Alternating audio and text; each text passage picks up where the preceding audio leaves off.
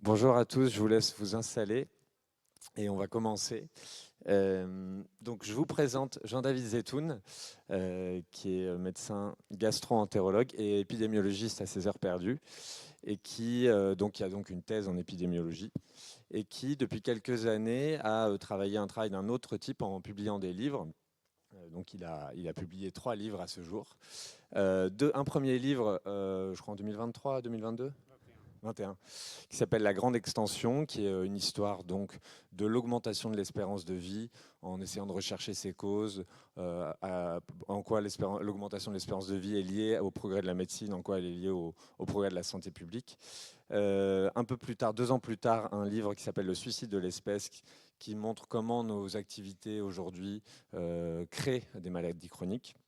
Voilà, donc je vous conseille vivement la lecture de ces 2 livres parce que il arrive à marier plein de sources différentes, issues de l'économie évidemment, de la santé, des sciences sociales, de la littérature.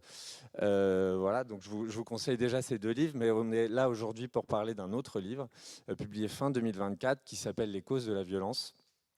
Dans ce livre, Jean-David fait le pari d'étudier la violence normale, donc peut-être il nous dira ce qu'il entend par violence normale, comme un fait épidémiologique et d'en étudier les déterminants à la manière donc d'une donnée de santé, même si il en fait pas pour autant un symptôme absolu d'une maladie, mais peut-être aussi il voudra nous dire un peu son point de vue là-dessus. Et donc il fait ce pari, à la fois, encore une fois, en étudiant différents types de sources, et donc on va parler de ce travail-là aujourd'hui.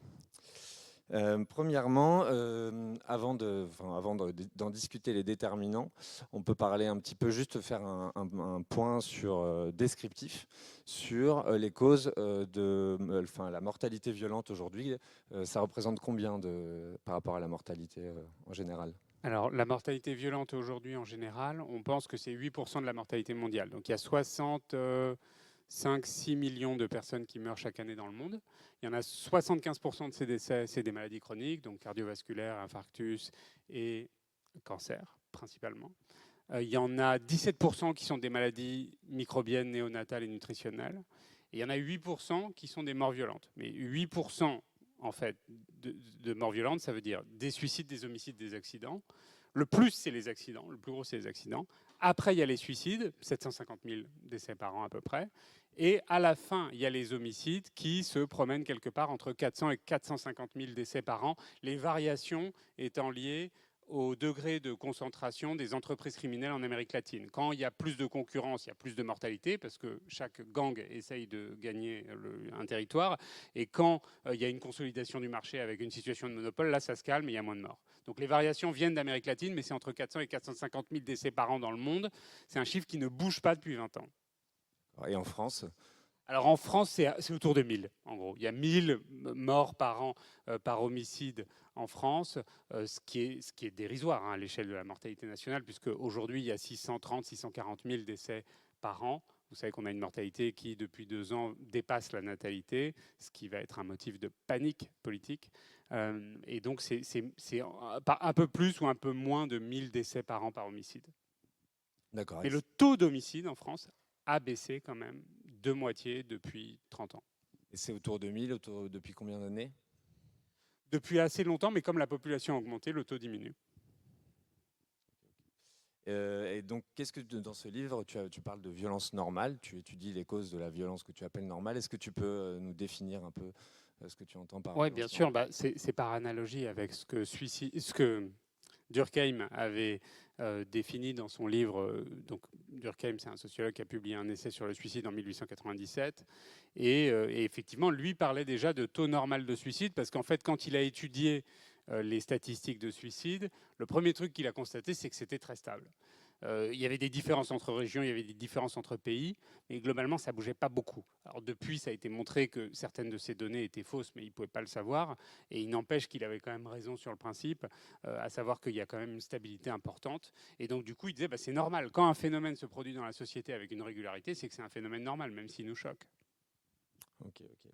Merci. Pourquoi est-ce que tu t'es intéressé dans ton parcours du coup intellectuel? Bon, opportunistiquement, j'avais fait 2 livres sur la santé. J'avais pas envie d'être le type qui fait un petit peu toujours la même chose, c'est-à-dire les risques, les maladies, etc. Et Stéphane Foucard, qui est journaliste environnement au Monde, m'avait envoyé un article qui s'appelait Les causes environnementales de la violence, d'un épidémiologiste qui s'appelle David Carpenter, qui est université de l'Est des États-Unis, qui lui avait étudié la mortalité violente causée par la pollution au plomb. Le plomb étant neurotoxique, ça augmente les comportements violents et aussi la mortalité violente.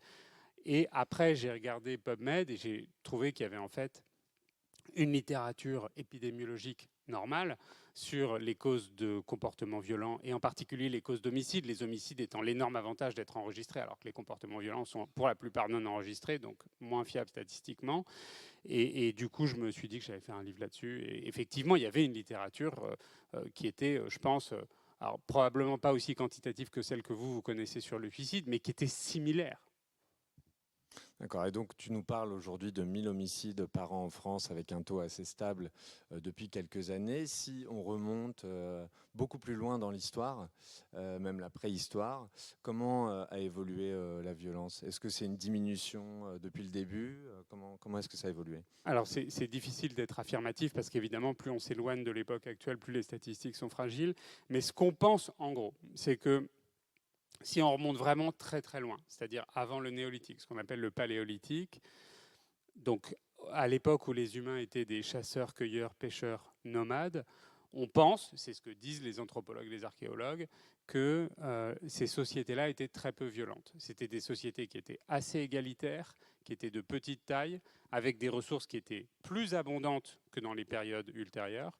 Et donc, on pense qu'au Paléolithique, les chasseurs, cueilleurs, pêcheurs, c'est une image d'Épinal aussi, hein, mais les archéologues tendent à valider ça sur le plan scientifique, c'était des sociétés peu violentes. À partir du moment où il y a la transition néolithique, il y a 11 000 ans, c'est-à-dire les chasseurs-cueilleurs-pêcheurs se fixent pour devenir sédentaires et pour devenir des cultivateurs et des éleveurs, là, on sait que tout va changer, toute la société va changer, les sociétés vont grossir, elles vont devenir plus inégalitaires et les ressources vont diminuer.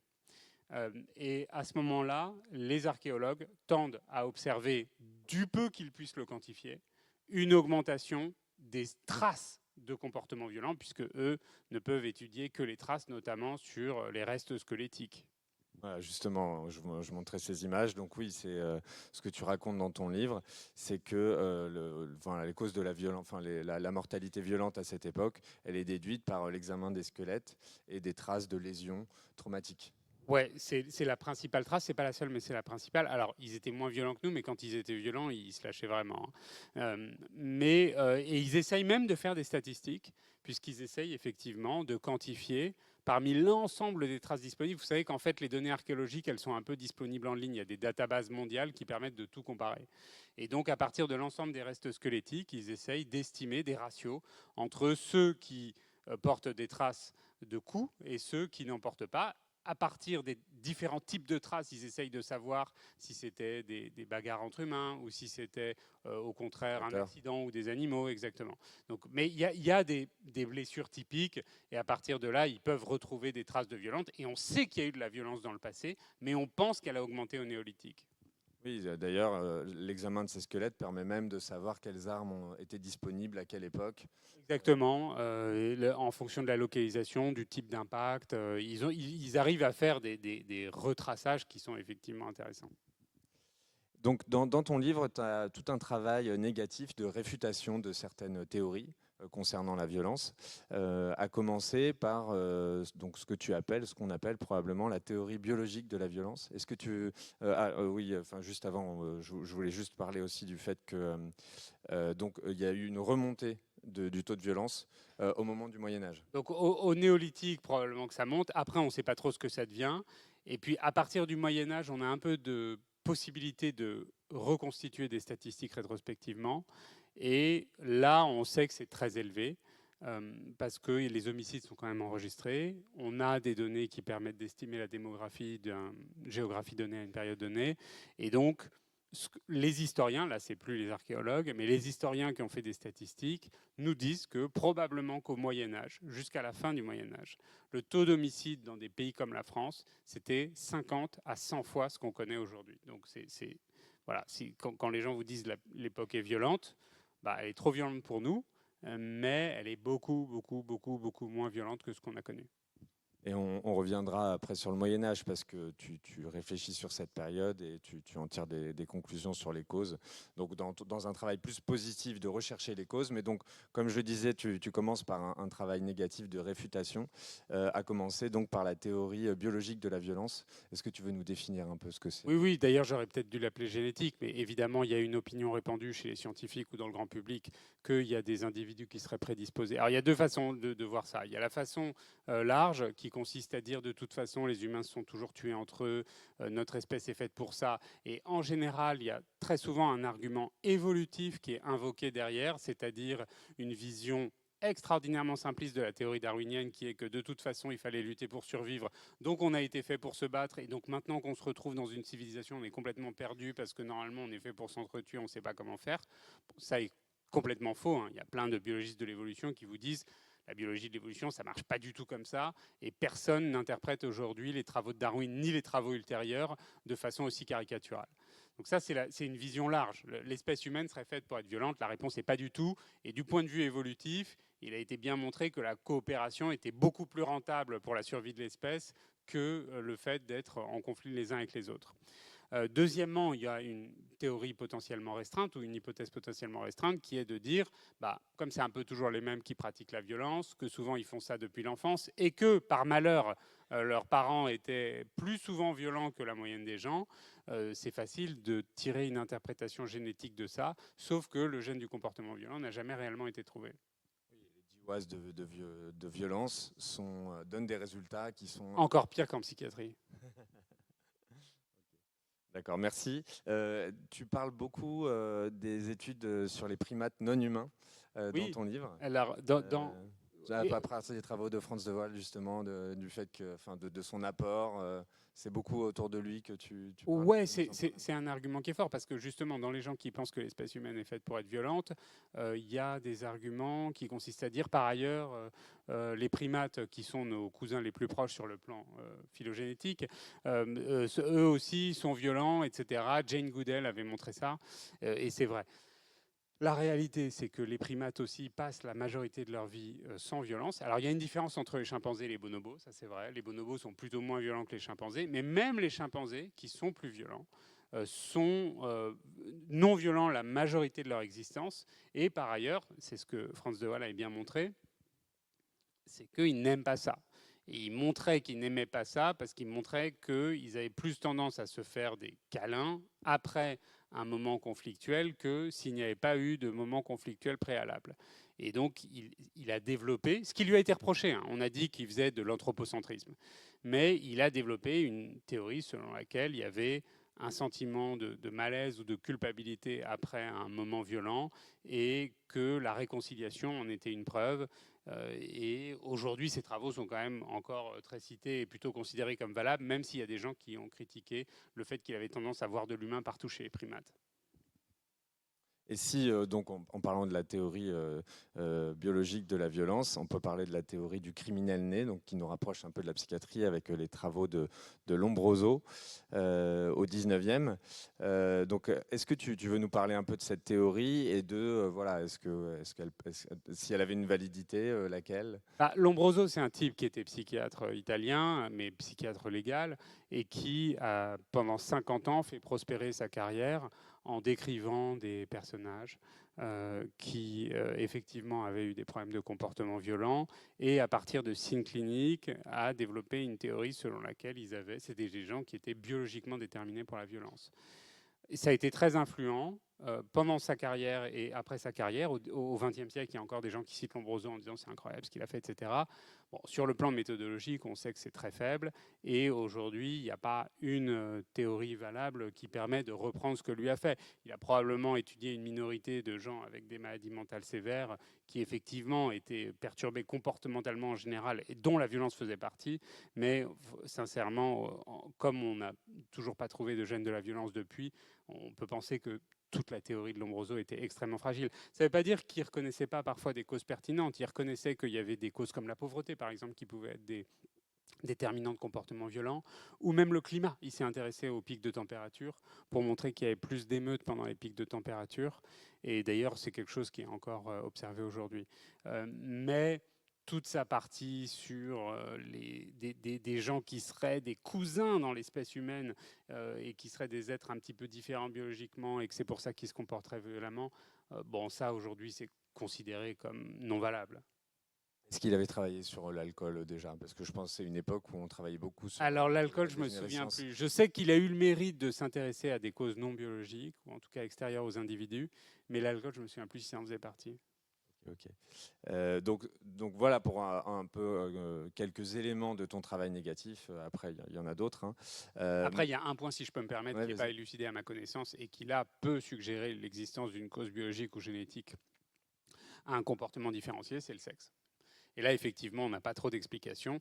Dans toutes les séries historiques, les hommes représentent à peu près 90% des acteurs de violence et aussi 80% des victimes quand c'est des homicides. Et là, on n'a pas de théorie qui soit valable pour expliquer cette différence. Il est possible qu'elle soit en partie biologique, même si on sait qu'il y a une dimension culturelle massive, puisque la plupart des cultures occidentales, en tout cas telles qu'on les connaît, ont plus encouragé la violence chez les hommes que chez les femmes. Et si donc là, si on part de ton travail négatif pour aller vers un travail plus positif sur les recherches des causes de violence, donc tu dessines un triangle de causes tu commences par ce que tu appelles les expériences négatives dans l'enfance. Donc dans la littérature épidémio-psychiatrique, c'est beaucoup appelé les traumatismes psychologiques infantiles, mais c'est aussi une dénomination qui ne convient pas parce que parfois on parle de choses qui sont plus chroniques, etc. Donc toi, tu les appelles les expériences négatives dans l'enfance, qui est un terme qui est acceptable, je trouve, qui convient bien, qui sont des facteurs de risque majeurs d'être auteur de violence dès l'enfance et même plus tard à l'adolescence, à l'âge adulte. Oui, il y a une littérature, pour le coup, qui est extrêmement abondante là-dessus. Le terme de référence en anglais, c'est Early Adverse Experience.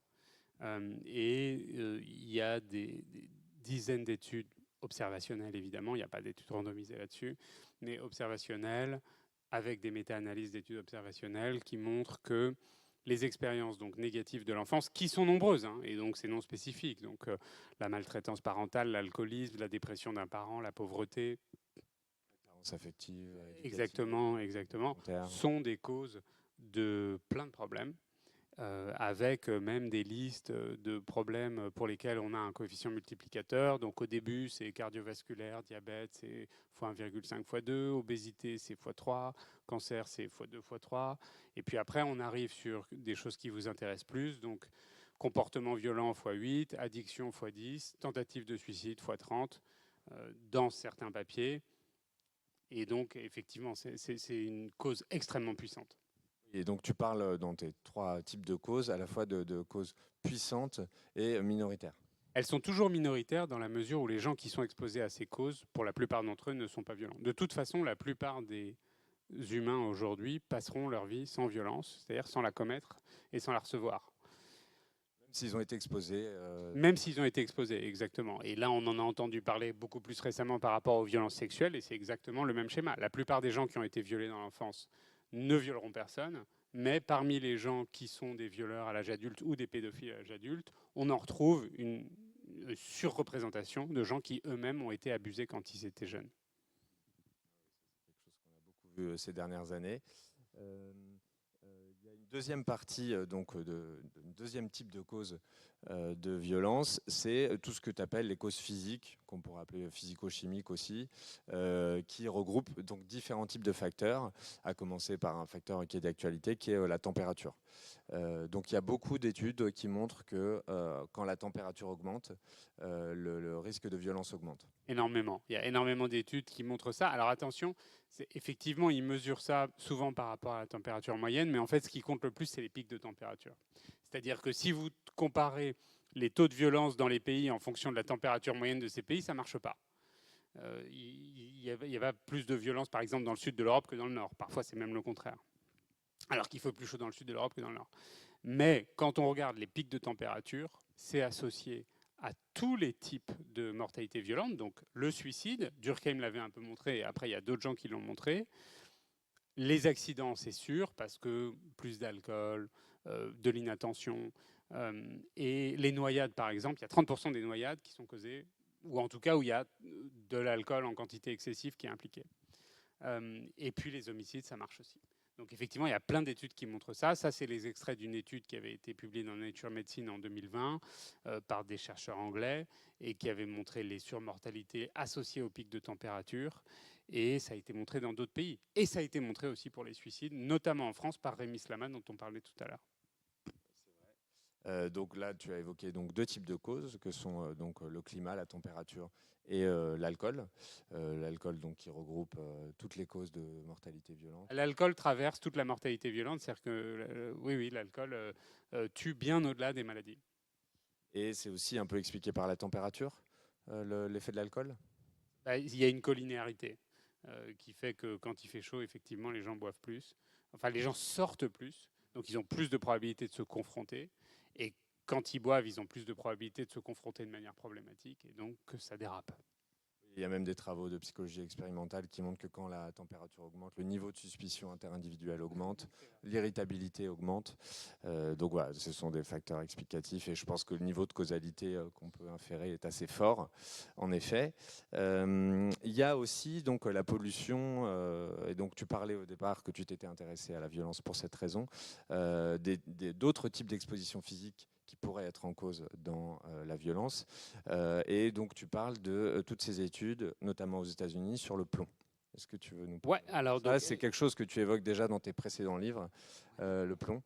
Est-ce que tu veux nous en parler un petit peu déjà, même l'histoire de l'intoxication, de comment la repérer Aujourd'hui, on a l'impression que c'est un non-problème parce qu'effectivement, notre environnement a été dépollué par rapport au plomb. Mais il faut savoir que jusqu'aux années 50-60, l'environnement était très plombé à cause de 2 sources qui étaient les carburants des véhicules et le bâtiment avec les canalisations ou la peinture. Et donc, il y avait du plomb partout dans l'environnement, y compris dans l'air.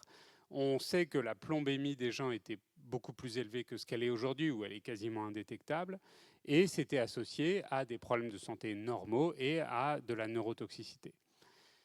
À partir des années 70, ça a commencé à changer parce qu'il y a un président des États-Unis qui n'en avait rien à faire de l'environnement, qui s'appelait Nixon, mais qui a compris que c'était malin et qui a créé l'agence qui s'appelle l'EPA, que Trump a essayé ensuite d'affaiblir, donc l'Agence américaine pour l'environnement, et qui a fait passer des lois très fortes où il a dit, à l'époque, la négociation, c'était pas comme aujourd'hui. Il a dit, c'est pas grave, on va l'interdire. Et donc, ça a été interdit.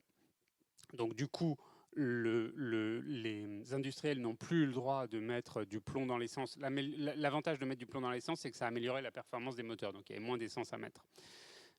Donc ils n'ont plus eu le droit. Et, du jour au lendemain. Du jour au lendemain. Et pareil pour les peintures et les canalisations. Ce qui fait que, d'abord, l'environnement américain a été dépollué de façon assez rapide. En 10-15 ans, ça a baissé. Aujourd'hui, vous pouvez encore trouver du plomb sur le bord des routes, mais c'est du plomb qui date des années 50 ou 60. Mais il y en a plus dans l'air, par exemple, contrairement à ce que c'était avant. Et les premiers qui ont bénéficié de ça, ce n'est pas du tout les gens riches des centres-villes, c'est les pauvres des banlieues. Parce qu'on a construit les banlieues à partir de rien, et donc on les a construits avec la nouvelle norme, alors que les vieux immeubles du centre-ville étaient encore pollués. Et donc on a commencé à observer des différences entre les populations, et notamment des différences comportementales et de taux d'homicide.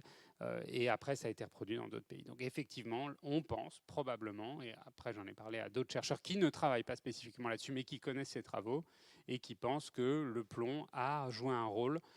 Et d'ailleurs, les taux d'homicide aux États-Unis ont baissé dans les années 70-80, alors que le chômage remontait et que donc la pauvreté remontait, et alors qu'il y avait toute une génération d'enfants qui n'avaient pas eu de père, qui arrivaient sur le marché de la violence potentiellement, parce que les divorces avaient commencé à se libéraliser Et donc, on aurait pu s'attendre à ce que toute une génération d'enfants qui arrivaient à l'âge adulte, c'est-à-dire la violence, c'est entre 15 et 30 ans que ça se passe. Hein. Le suicide, c'est plutôt après 50-60, mais la violence, c'est entre 15 et 30. Et en fait, ces nouveaux adultes-là ne sont pas devenus plus violents, alors qu'ils avaient théoriquement des conditions sociales plus compliquées. Il y a même eu une évolution du QI moyen Évidemment, ça a été associé à une amélioration des performances intellectuelles. importante. Oui, ouais, très importante. Ouais. Qui peut aussi expliquer qu'il y a moins de violence. Peut-être. Peut-être. Il y a, donc ça, c'est ta deuxième partie, ton deuxième type de cause, les expositions physiques, les principales donc on a évoquées aujourd'hui. Le troisième type de cause, pour toi, ce sont les causes culturelles. Oui, c'est le plus difficile à démontrer, mais clairement, les normes morales ou mentales d'une société déterminent aussi le rapport des gens à la violence. Au Moyen Âge, par exemple, ça a été très bien montré. Tout à l'heure, on disait qu'au Moyen Âge, il y avait des taux d'homicide en France supérieurs à ce qu'on connaît aujourd'hui, à des taux x50 ou x60. Bah, on sait que c'était une époque où la violence a été encouragée. Donc il y avait les autres problèmes. Hein. Il y avait l'alcool, par exemple. On buvait beaucoup plus qu'aujourd'hui. Mais il y avait aussi un problème de mentalité, chez les hommes, de virilité, où il fallait répondre à une vexation par un duel, qui encourageait clairement ce genre de comportement.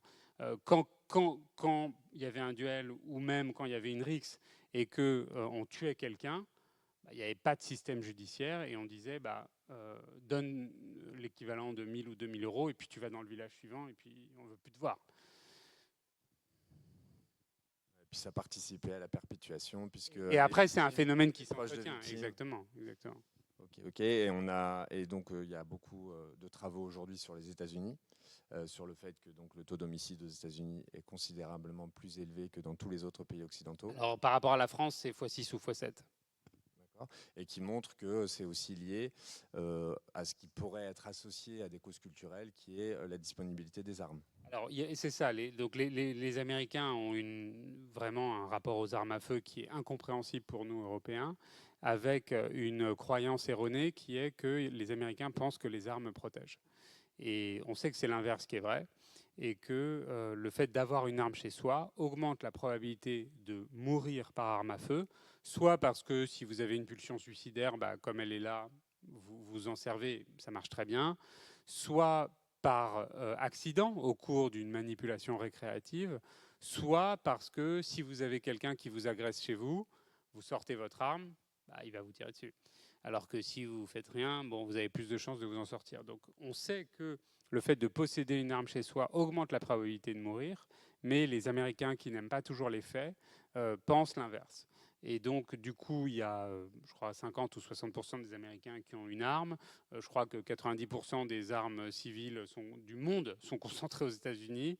Et ça, c'est une étude qui est pas anecdotique sur le plan légal, mais qui est anecdotique par rapport à l'ensemble des phénomènes. Mais ce qui est intéressant, c'est que le fait de demander aux gens un délai avant de leur permettre d'acheter une arme diminue la probabilité d'homicide. Parce que beaucoup d'actes violents sont pulsionnels. Et donc, aux États-Unis, ils ont fait cette expérimentation entre soit vous allez acheter une arme comme vous allez acheter n'importe quel produit de consommation courante, soit on vous dit ok, on va te la vendre, mais laisse-nous ton passeport, on va vérifier que tu n'es pas complètement fou, et reviens dans une semaine, on te la donne. Quand on fait ça, ça diminue de 17% le taux d'homicide dans les géographies concernées, probablement parce que l'envie de tuer son concurrent est passée. C'est aussi quelque chose donc qui est vrai aussi pour le suicide. Et oui, je sais que ça marche pour le suicide. Le fait que le suicide soit en diminution dans le monde, donc c'est à peu près 20-25% en 25 ans, est surtout attribué par les épidémiologistes au fait qu'on a limité les moyens pour se suicider. Pas au fait que les gens sont plus heureux qu'il y a 25 ans. Non, et aussi le délai, entre guillemets, c'est-à-dire que le fait d'hospitaliser quelqu'un qui a des idées suicidaires, qui a une intention de passer à l'acte, donc évidemment, pendant l'hospitalisation, on ne le met pas juste à l'abri, on essaye de faire autre chose, de travailler sur les causes des idées suicidaires, etc. Mais ne serait-ce que la mise à l'abri pendant quelques jours permet parfois de faire passer l'idée et d'éviter le risque suicidaire pendant la crise. C'est un peu la réflexion de beaucoup de services qui travaillent en suicidologie. Donc voilà, on a ce système-là, les causes culturelles, les causes physiques et les expériences négatives. C'est ce que tu construis comme réflexion dans ton livre. Et encore une fois, c'est vraiment intéressant. Tu parles des maladies psychiatriques dans ton livre, dans tous tes livres d'ailleurs. C'est assez intéressant et c'est assez bien pour nous parce que tu les considères vraiment au même titre que les autres, ce qui n'est pas toujours le cas. Et donc, et voilà, même dans tes différents livres, tu as vraiment une approche des maladies psychiatriques très intéressante. Donc, tu en parles aussi comme cause de violence, puisque toutes les maladies psychiatriques sont déjà de manière descriptive, sans parler des raisons, des risques de passage à l'acte violent plus élevés que la population générale, en tout cas que la population sans maladie psychiatrique. Bah, il y a énormément d'études qui montrent ça, avec plein de commentaires importants. Le premier, c'est que ce risque est faible. Et donc, effectivement, le fait d'avoir une maladie mentale, selon la maladie mentale, c'est pas du tout pareil pour les différents diagnostics. Le plus faible est dans l'autisme, par exemple. Le surrisque de comportement violent chez les autistes est complètement minuscule, s'il existe. Là, on voit dans la dernière, une des meilleures méta-analyses, il y en a beaucoup des méta-analyses sur le sujet de l'équipe de Fazel, qui montrent que, par exemple, l'autisme n'augmente pas le risque de passage à l'acte. Donc ça dépend de la maladie mentale. Ensuite, cette augmentation est faible. Et donc, ça n'en fait pas des dangers publics par principe. Et après, c'est associé à deux choses qui sont que ça reste quand même en général des personnes qui ont plus de risques de suicider que d'homicider quelqu'un et qui ont aussi beaucoup de risques d'être des victimes. Est beaucoup plus élevé que d'être auteur. Exactement, parce que ce sont certainement, c'est vous qui le savez, des gens vulnérables qui sont manipulés. Leur vulnérabilité doit se voir, donc il faut croire que quand on a envie de s'en prendre à quelqu'un, c'est plus facile de le faire auprès d'un malade mental que quelqu'un qui n'a pas de pathologie, etc. etc. Ouais, tout à fait. Et là, on voit d'ailleurs dans cette méta-analyse, c'est intéressant, je pense que ça t'intéressera, parce que donc on compare donc les gens qui ont une maladie psychiatrique à la population générale sans maladie psychiatrique, mais on les compare aussi aux siblings, donc potentiellement avec une génétique partagée en partie, et le taux est encore plus élevé, ce qui veut dire que peut-être la différence entre les deux, ce qui explique la violence chez ces personnes, c'est plus de l'environnement. En tout cas, dans cette étude, d'après cette méta-analyse. Après, bon, je sais que les méta-analyses sur l'héritabilité, selon les hypothèses, arrivent à des conclusions souvent opposées. Mais en tout cas, celle-ci, elle n'est pas en faveur du fait que c'est la génétique qui augmente le risque d'actes violents. Et on voit donc qu'il y a des différences, qu'entre trouble bipolaire et schizophrénie, c'est globalement similaire, mais que c'est aussi élevé dans la dépression. Et après, les taux sont donc les taux bruts, encore une fois, vont jusqu'à x5 par rapport à la population générale. Et après, toute la réflexion, c'est sur la causalité, puisque si on ajuste sur des facteurs d'ajustement donc pertinents, on arrive à diminuer ce taux. Il reste toujours plus élevé. Donc il y a un surrisque, même indépendamment des causes que tu évoques, les causes physiques et les expériences négatives dans l'enfance, puisque je pense que les causes culturelles ne concernent pas particulièrement les gens qui ont une maladie psychiatrique, qui concernent toute la société. En revanche, les deux premiers types de causes sont très concernés. Et donc il y a aussi beaucoup de méta-analyses sur la question qui montrent que l'alcool, et ça c'est vraiment notre expérience clinique, que l'alcool est un facteur de risque de passage à l'acte absolument majeur, voilà, qui survit à tous les ajustements possibles. Mais qui baisse culturellement. Oui. La consommation d'alcool baisse en France, en dépit de tous les efforts du gouvernement pour ne pas lutter contre l'alcool, puisque le président de la République ne veut pas qu'on s'occupe de ça. Du coup, on avait un ministre de la Santé qui a refusé de soutenir le Dry January il y a 2 ans. Donc ça va loin. Mais malgré ça, il y a une baisse de la consommation d'alcool dont on pense qu'elle n'est pas d'origine politique mais culturelle.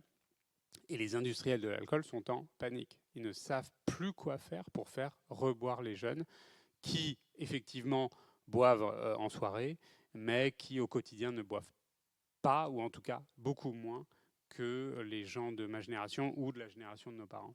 Mais si on parle de violence, je pense que c'est beaucoup la consommation excessive en soirée qui est en cause, plus que la consommation quotidienne. Je peux pas te dire exactement. Je peux pas te dire si ça va avoir à un moment un impact statistiquement positif sur les comportements violents, mais il y a quand même quelque chose qui se passe autour de l'alcool qui est plutôt cool. Et je pense pas qu'il y ait beaucoup de sujets sur lesquels on puisse se réjouir. Donc voilà, ça c'en est un.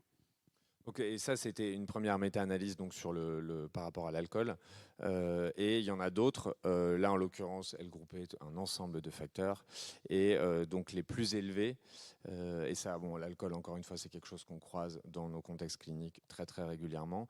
Mais les autres, un autre facteur qu'on croise extrêmement régulièrement dans le risque de violence, c'est les expériences négatives dans l'enfance. Ce que tu appelles les expériences négatives dans l'enfance, quelles qu'elles soient. Donc là en l'occurrence dans cette méta-analyse c'était plus les agressions physiques dans l'enfance, évidemment les abus sexuels, le fait qu'un de tes parents ait eu des comportements criminels. Enfin, voilà. Donc, encore une fois, c'est très important de dire que ces causes, enfin que la violence est plus élevée chez les gens qui ont une maladie psychiatrique en raison des causes que tu évoques. En fait, elles sont plus présentes chez ces patients que dans la population générale, et c'est ça qui augmente, même si on ne peut pas éviter le fait qu'il y ait encore une augmentation malgré l'ajustement sur l'ensemble de ces facteurs, qui soient du coup spécifiquement liés aux maladies psychiatriques. Voilà. Je te remercie beaucoup. On a fini un petit peu, on a fini 5 minutes en avance. Je ne sais pas s'il y a des questions dans la salle. Oui. On va vous passer un micro comme ça tout le monde entend.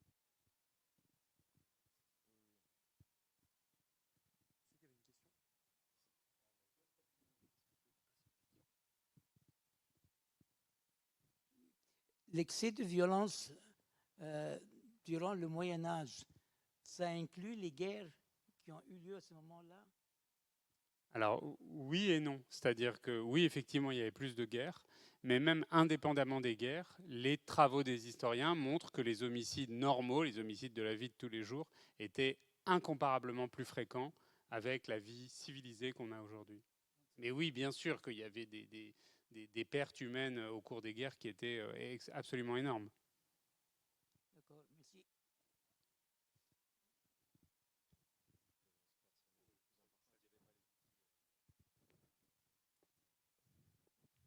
Oui, d'ailleurs, dans les arguments selon lesquels nous n'aimons pas la violence, ce qui est une conviction que j'ai acquis, hein, c'est le fait que justement donc les gens n'aiment pas la guerre, les soldats n'aiment pas la guerre. La plupart des soldats qui reviennent avec un PTSD de la guerre, c'est pas parce qu'ils ont failli se faire tuer, c'est parce qu'ils ont dû le faire eux-mêmes. Et tous les généraux disent notre travail, c'est de faire en sorte qu'ils veuillent quand même y aller alors qu'ils n'aiment pas ça. Et c'est pas parce qu'ils ont peur de mourir. Bien sûr que ça joue un rôle, mais c'est parce qu'ils n'ont pas envie de faire ça. Et toute l'évolution de la guerre depuis 50 ans est une évolution technologique qui consiste à intermédier la violence par la technologie et à faire en sorte que les humains ne soient pas au contact même de la violence. Bonjour, je me demandais si, par rapport aux expériences négatives de l'enfance, s'il y avait des études qui comparaient les enfants qui ont eu une prise en charge psychologique dans l'enfance et ceux qui n'en ont pas bénéficié. Je n'en ai pas trouvé, honnêtement. Je ne me souviens pas d'avoir vu une étude comme ça. Et je ne suis pas sûr qu'il y en ait beaucoup. Je ne dis pas que j'ai tout vu, mais je crois que les études ne se sont pas concentrées sur cet aspect-là et que ça doit être plus difficile à mener.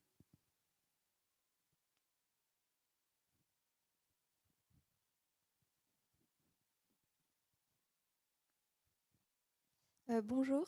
Est-ce que vous avez parlé du plomb, mais on sait qu'aux Antilles, par exemple, le taux de criminalité il est beaucoup plus élevé. Est-ce qu'il y a des liens avec le chlordécone ou pas du tout? Est-ce que vous avez des données là-dessus? Bah, pas que je sache. Effectivement, le taux d'homicide outre-mer est parfois exubérant par rapport à ce que nous, on connaît ici. Très sensible déjà politiquement. Ensuite, c'est difficile d'avoir des études parce que ça reste des tout petits territoires. J'ai pas entendu parler du chlordécone. Donc je dirais, enfin je sais pas si tu as une notion de quelque chose, mais non, moi j'en ai pas entendu parler. Je dirais plutôt non, mais je peux pas répondre avec certitude. Merci.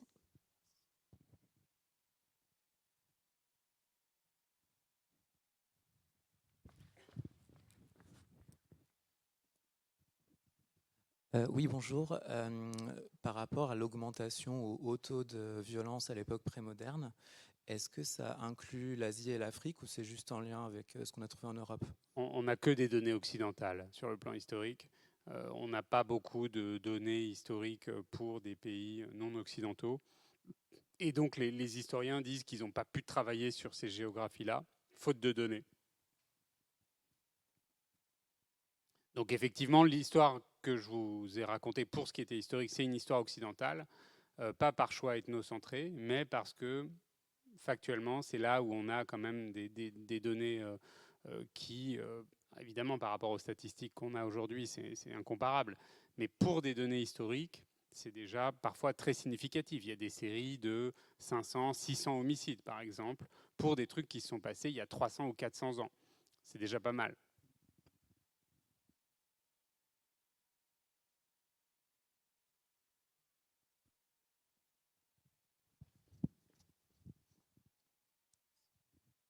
J'aurais une question aussi parce que vous avez parlé de la comparaison de la violence avec l'alcool. Est-ce que vous avez des derniers chiffres concernant les toxiques? Oui, il y a d'autres. Concernant les drogues, vous voulez dire? Ouais. Oui, oui, il y a aussi des études là-dessus. On n'en a pas parlé parce qu'on ne pouvait pas parler de tout et puis on n'avait pas envie de faire un catalogue, ça aurait été un peu lassant. Mais oui, oui, sur les drogues, bien sûr, par plusieurs effets. Par un effet direct, de l'effet psychique de la drogue elle-même pour certaines drogues. Et puis évidemment, par un effet de mauvais réseau. Les gens qui sont toxicomanes, c'est des gens qui n'ont pas de vrais amis, donc qui sont dans des relations sociales qui sont différentes et qui sont plus à risque d'aller vers la confrontation. Donc bien sûr, la drogue, ça en fait clairement partie.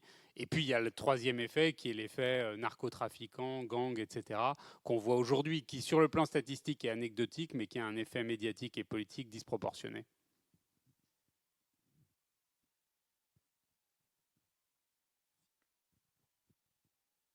Qu'est-ce qui explique la baisse de la violence, on va dire, au début de la Renaissance? Et donc, est-ce qu'il y a des facteurs protecteurs de la violence au-delà de la diminution des facteurs de risque? Qu'est-ce qu'on peut dire là-dessus aujourd'hui? La grande théorie, c'est la théorie de Norbert Elias. Norbert Elias, c'est un sociologue juif qui a été poursuivi toute sa vie parce qu'il était juif et donc qui a été victime de violences toute sa vie, qui a dû changer de pays, immigrer en Angleterre, etc.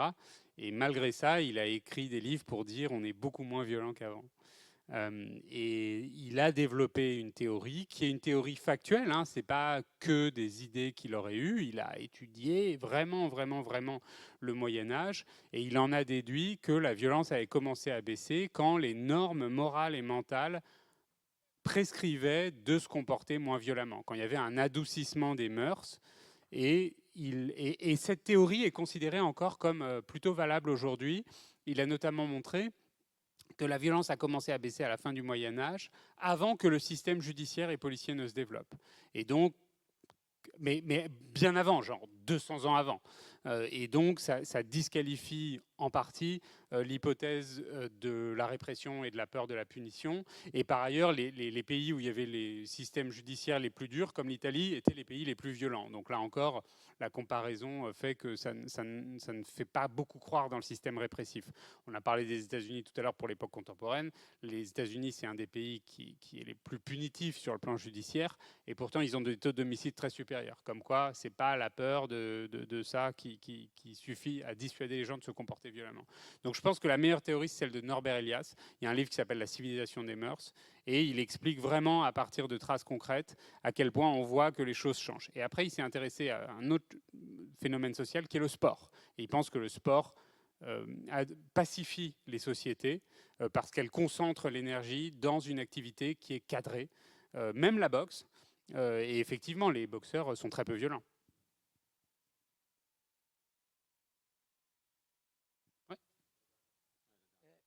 La relation entre les pays où l'éducation est assez importante et la violence.